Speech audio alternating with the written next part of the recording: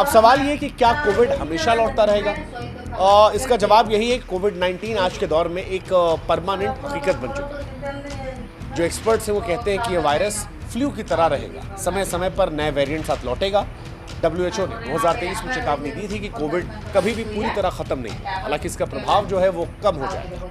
गर्मी में ये फैल रहा, ये थोड़ा शॉकिंग और ज़्यादा हो रहा है इस बार। लेकिन इंडिया में निगरानी है।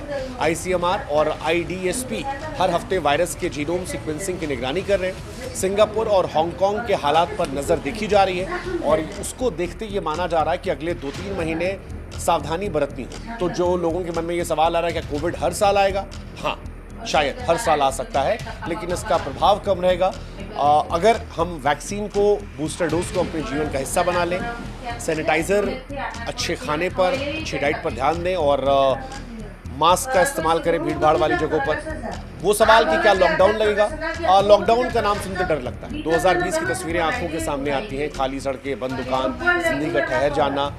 अब तक लॉकडाउन को लेकर तो कोई खबर नहीं है, कोई भी एक्सपर्ट ये बात नहीं कर रहे कि लॉकडाउन लग जाए। भारत सरकार या स्वास्थ्य मंत्रालय ने लॉकडाउन का जिक्र नहीं किया है।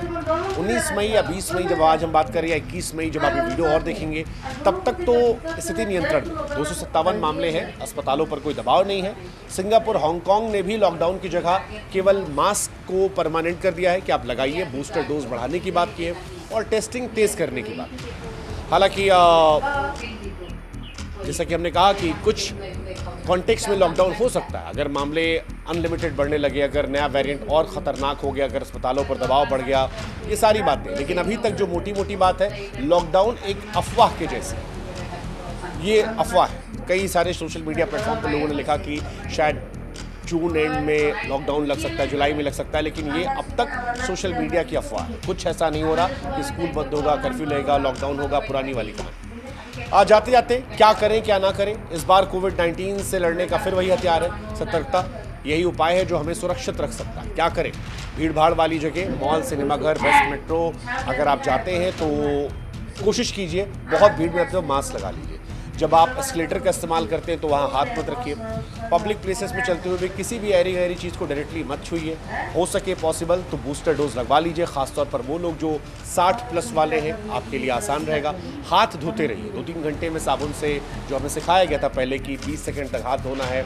सैनिटाइज़र जो है अगर आप वापस रख सकते हैं तो ये और अच्छी बात है। इसके बाद अगर आपको लक्षण दिखाई पड़ते हैं जिसमें बुखार, खांसी, गले में खराश, सांस लेने में तकलीफ, तो फिर RT-PCR टेस्ट करवा सकते हैं। 5 से 7 दिन आइसोलेट रहेंगे, चीज़ें बेहतर हो जाएंगी।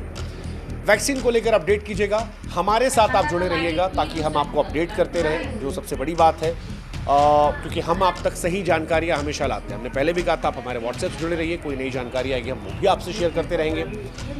वेंटिलेशन भी ध्यान रखें, घर ऑफिस में खिड़कियाँ खुली रखें, ताज़ी हवा आती रहे, थोड़ा लें और स्वस्थ रहें, मतलब इम्यूनिटी बढ़ाने की कोशिश करें। अच्छी चीज़ें